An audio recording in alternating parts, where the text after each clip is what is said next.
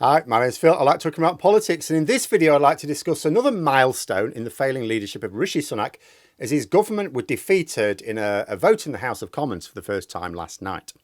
Now, governments do lose votes from time to time. So why is this still very bad news for Sunak?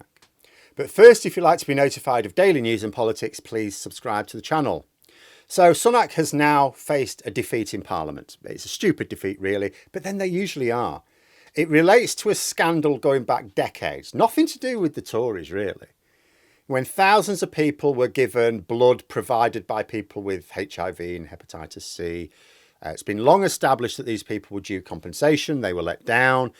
The Tories have accepted that these people ought to be compensated. You know, for something that happened in the 70s and 80s, it's now a long time past that this compensation was paid.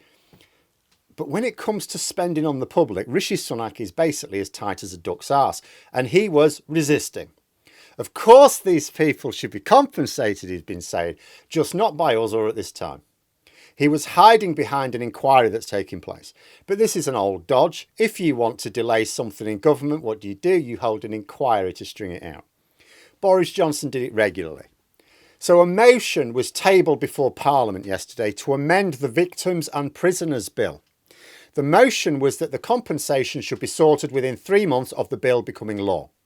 22 Conservative MPs voted for the amendment in order to defeat the government very narrowly. Sunak was unable to head off the rebellion with promises to pay an initial tranche of compensation earlier, before waiting for the inquiry report to set out the full schedule. Now, MPs obviously decided that over 40 years was more than long enough for these people to wait. Some are already dying, quite frankly, waiting for the compensation. Actually, I strongly suspect that if anyone were to do some digging, it would come down to probably local pressure. This is my speculation. I would imagine many of the Tory MPs who rebelled, because they were mostly not those you would expect to rebel. They're not the usual crowd. You've got Andrea Jenkins in there. Yeah, she's a serial rebel. But the rest of them, well, most of the rest of them, not so much. If you consider the numbers of people affected by this scandal, as it's like just over 4,000. So if they were evenly spread around the country, you're probably talking about 7 per constituency. Then consider their family and friends, the ones who are very close to them. And you've got enough people in each constituency to be worth a local journalist making an issue of it in their papers. But the victims are not evenly spread. So it is almost certain that there are some constituencies with quite a lot of people affected. And it will absolutely be a local issue in the news. And that some of those will be Conservative constituencies. So has Sunak made a mess with this defeat? Well, yes and no. Under normal circumstances, it wouldn't be a big deal. It's just an embarrassing cock-up. They do happen. Governments have been defeated in the past, and often on relatively minor issues where the Prime Minister miscalculated. In fact, sometimes I get the impression that governments are more likely to be defeated on what they think are relatively trivial issues because they think their MPs are not going to risk rebellion over a trivial matter. But defeats are always a sign of either carelessness on the part of the government or weakness. For example, Blair lost 4 votes in his 10 years as Prime Minister. All of them were in his final term when his position was weak. It was like 10 years Prime Minister. It was in the last couple of years when all these defeats were. Thatcher also lost 4 times in her 11 years. That was more spread out. The first time she was defeated, it was down to a hole they dug for themselves in order to get elected in the first place. So she may have taken that embarrassment for gaining power. I don't know. I was too young at the time. But the point is that stable governments do not make a habit of losing votes. Boris Johnson and Theresa May lost votes on an industrial scale when they had minority governments. Not so many when they had majorities. Because that's the thing, when you've got a majority, you really ought not to be losing votes. So defeat is a sign that the government is not entirely in control at that time. But this is Sunak's first defeat since becoming leader. It's over a year ago. Presumably, we don't need to overplay the seriousness of it. Except, of course, in context. Sunak is under major pressure. The Tories binned Johnson because he was going to cost them the election. Yes, Tory MPs didn't like having a sexual predator in the whip's office, but it was mostly about the electoral trajectory. Then they binned Truss because, holy crap, what just happened there? In bringing Sunak in, they were hoping, indeed expecting, to get themselves into a position to mount a serious challenge at the next election. It's not happening though, is it? It turns out that a posh boy who made a fortune by setting fire to the UK economy as a banker and who had no interest in politics before becoming an MP a few years before becoming leader isn't likely to be a political genius after all. Only I doubt the Tories have learnt that lesson.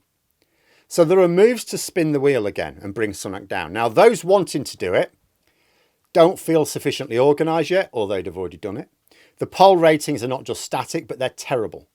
There comes a point where Tory MPs may feel as bad as another leadership election would be if they sort of think they're close to their floor of support, that it can't actually go very much lower. It's worth a punt, isn't it? Then consider what's coming up. 2 weeks today will be the final day of the recall petition for Tory MP Peter Bone in Wellingborough. When the counting is completed, we are likely to find that he's been recalled by his constituents. Now, if that happens, and it's very likely to happen, Parliament will be in recess then, but when it returns in January, Rishi Sunak is going to have to move the writ for the by-election. Now, I think he will do so as quickly as possible, just like he has before. In this case, much more likely, because if he leaves it a bit, which he could, he'd be entitled to, but if he leaves it a bit, it will generate speculation that he's aiming for that May election, something he wants to avoid. Also, the longer he leaves it, the more time he gives Labour to work on their campaign. So Sunak will lose another by-election to Labour in, say, February. The local and mayoral election campaigns then begin shortly afterwards, with the Tories immediately on the back foot. There's just nothing on the horizon for the Tories but doom and gloom. And against this backdrop, having lost a vote shows that he's out of touch again. This time, he's out of touch with parliamentary reality. Losing a vote in Parliament for the government is always a bad thing. Right? Remember that when Rishi Sunak was not been leader for very long, he pulled a vote on housing targets because he faced the risk of losing it.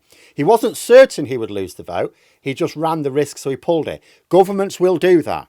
Governments do not like the record of having been defeated. It is always a cock-up when it happens. It's always a miscalculation. There's no such thing as losing a vote for the government and it being just one of those things that happens now and then. It always comes as the result of a political error. But when Sunak's political errors are many and regular and being scrutinised increasingly closely, one that manifests itself in the form of a rebellion from his own MPs, especially when very few of them are actually what you'd call party rebels, then it makes this defeat potentially much worse for Sunak. But there we are. Those are my thoughts. Let me know yours in the comments below. Hope you found the video interesting. If you did, please click the like button. And if you'd like to support the channel further, the join button for memberships. And until next time, I'll see you later.